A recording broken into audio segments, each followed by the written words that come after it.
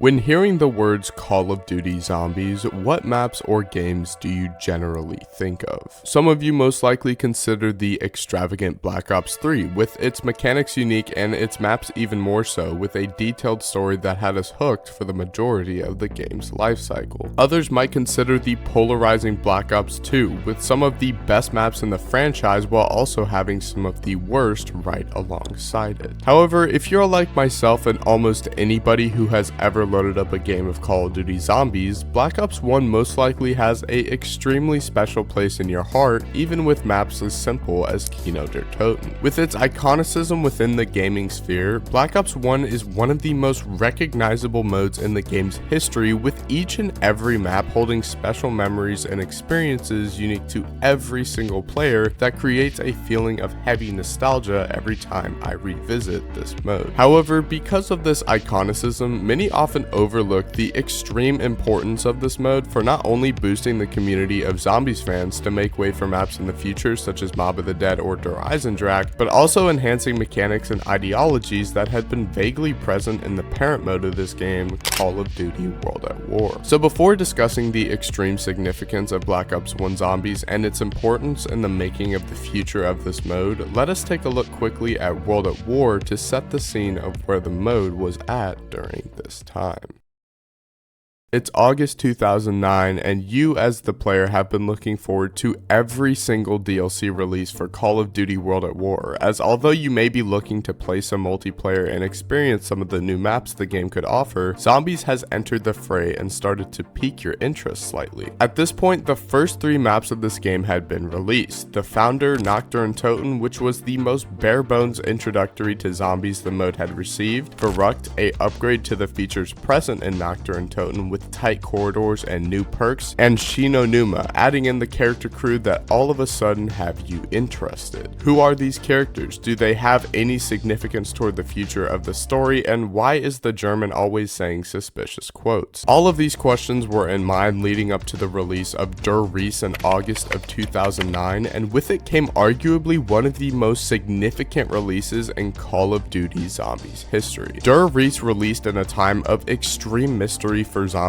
and absolutely hit it out of the park with both its storyline and gameplay that provided players with things to theorize about and make up to engage community interaction. Doerksen laid the formula and the floor plan for the next game in the series to come, Call of Duty Black Ops, with its integration of storyline mechanics as well as pushing the game further with the introduction of the Pack-a-Punch machine and teleporters. However, after the release of Doerksen, players would have to wait another year to see the continuation of Zombies, and avid enjoyers of this mode were eager to see if Zombies was even going to make a return in the next Treyarch title. World at War is extremely important within Call of Duty Zombies and the development of the mode, and Treyarch have to capitalize on this opportunity in the next game to come, Call of Duty Black Ops.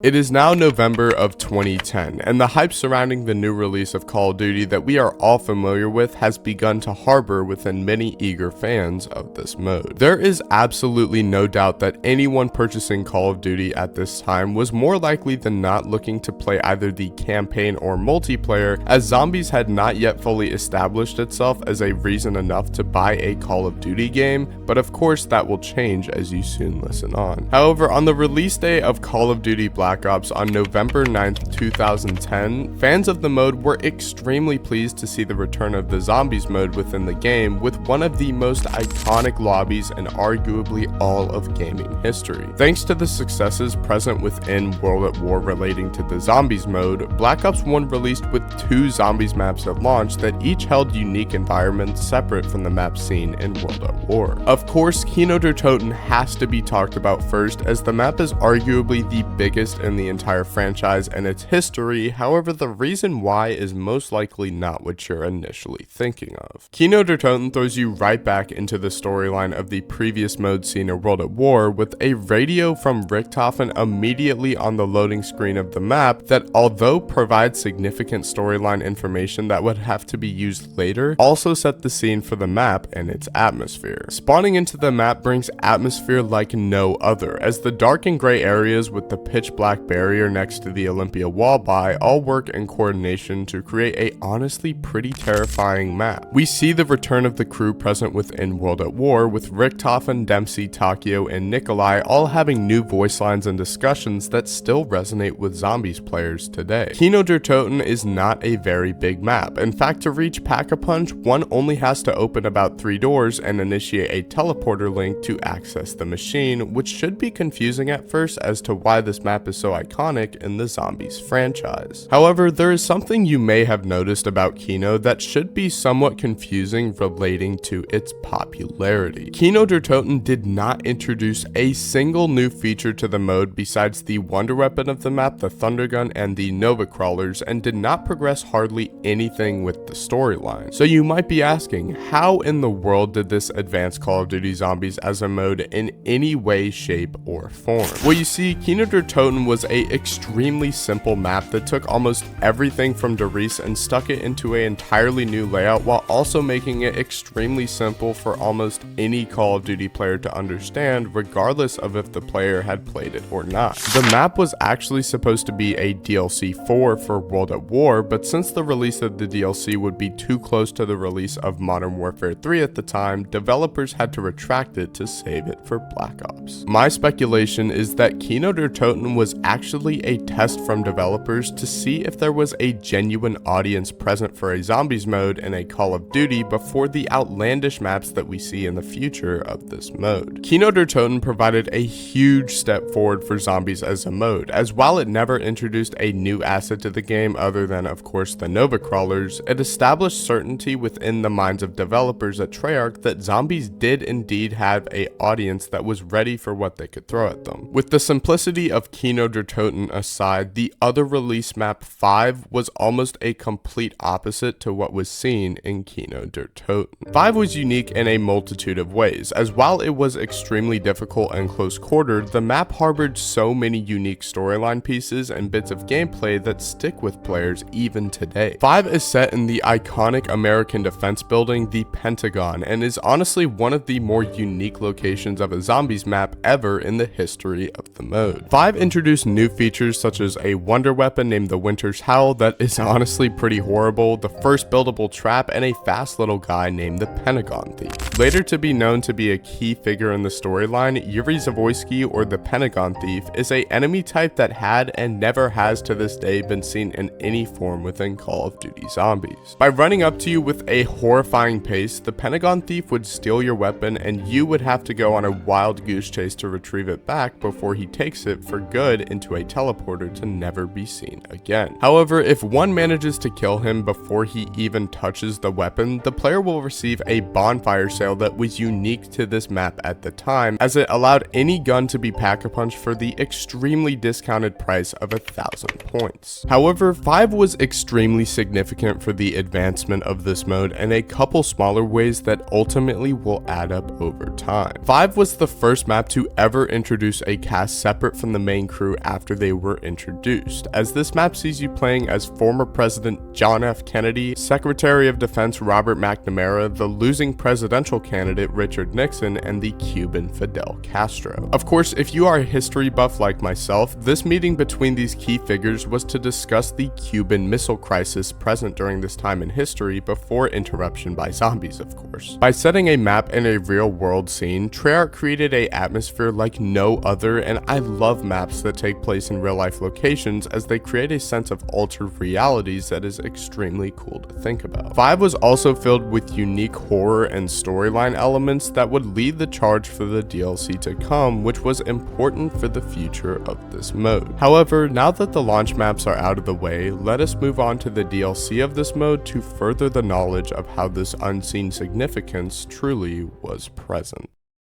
The first DLC for Black Ops 1 was named Ascension, and it is one of the most innovative maps we had ever seen at the time of its launch. Ascension started the player in a state of noir, making all color of the map disappear at the start of the game until the power was turned on, which was a feature that is slightly annoying but also extremely unique at the same time. This set the tone for the map. It provided the player with a sense of hopelessness as even the color was stripped from them, which is something that can be slightly unnerving. This This map also sees the introduction of 2 new perks into the fray with PhD Flopper and Stamina Up, which were staples of the mode that will continue to release in the modern titles to this day. The new addition of a new enemy type, the Space Monkeys, set the basics for zombies maps moving forward, as with almost every other map released in the future, new boss types would be added to diversify the enemy catalog. However, the most prominent feature brought with this map that would be extremely significant for the future of Call of Duty Zombies was the introduction of the first ever real Easter egg main quest. While simple, this Easter egg set the precedent for future iterations of this mode, as without this small step, we would have never received masterful Easter egg quests such as Doerksen, Ancient Evil, or even Origins. While Ascension flies under the radar when considering Black Ops 1 the majority of the time, it is extremely important that this map be represented for what it did for the future of this mode.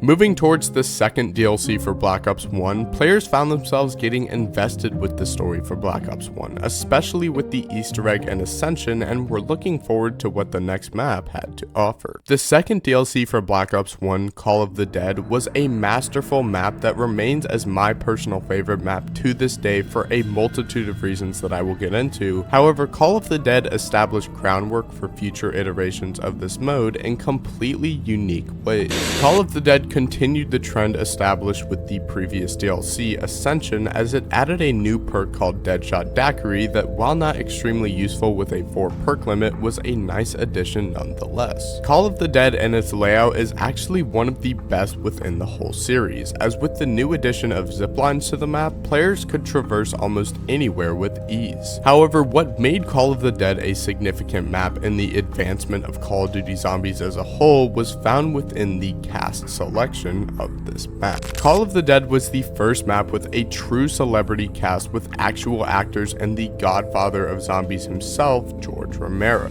Once again, continuing the trend from Ascension, George Romero is a new enemy type that was added to Call of the Dead that would constantly chase you around, that while annoying the majority of the time, was a fantastic addition that added to the unique mechanics of Call of the Dead. Call of the Dead also made significant improvements to the idea of an Easter egg, as the steps in this map are much more in depth, and it was at a point where Treyarch began to slightly get a feeling for the reality of Easter eggs and how they should be played. However, after the release of this map, waves of new Zombies players would enter the fray, and it is safe to say that Call of Duty Zombies was becoming its own identity separate from the likings of Call of Duty as a whole. New and old Zombies players alike came together and were extremely excited for the next step for Zombies, and with DLC 3, the game was not slowing down. DLC 3 for Black Ops 1, Shangri-La, brought one of the most difficult Zombies experiences to date, with corridors tighter than those seen in 5 and environmental factors that were placed to slow the player down. This map continued traditions seen within the past maps, as this map introduced a multitude of new bosses alongside a new wonder weapon that was extremely unique to Zombies. The 3179 JGB-215, aka the Baby Gun, is still one of the most unique wonder weapons to date, as it technically does no damage but allows the zombies to be shrunk to a point where as the player you can run over the zombies and kick them to Narnia. The new bosses on this map included a napalm zombie that walked extremely slow engulfed in flames, and a shrieker zombie that blinded you with his extremely loud scream. The monkeys from Ascension also slightly returned, but in a more jungle-esque feeling that Shangri-La was attempting to portray. However, while Shangri-La was a challenge and introduced a multitude of new features, I believe that Shangri-La was the point in the life cycle of Call of Duty Zombies where the developers fully understood the Easter egg and how to masterfully craft it. This map sees one of the most in-depth and quirky Easter eggs that define what a Call of Duty Easter egg is perfectly, with steps that are extremely fun to do with a storyline that is even better. Shangri-La marks the point of full Zombies maturity in my eyes, as not only did the developers understand the concept of new features and maps, but they also began to finally grasp the idea of what made a true Easter egg quest. However, the finale of Black Ops was finally upon us with DLC 4, and nobody could have ever guessed where it was taking place.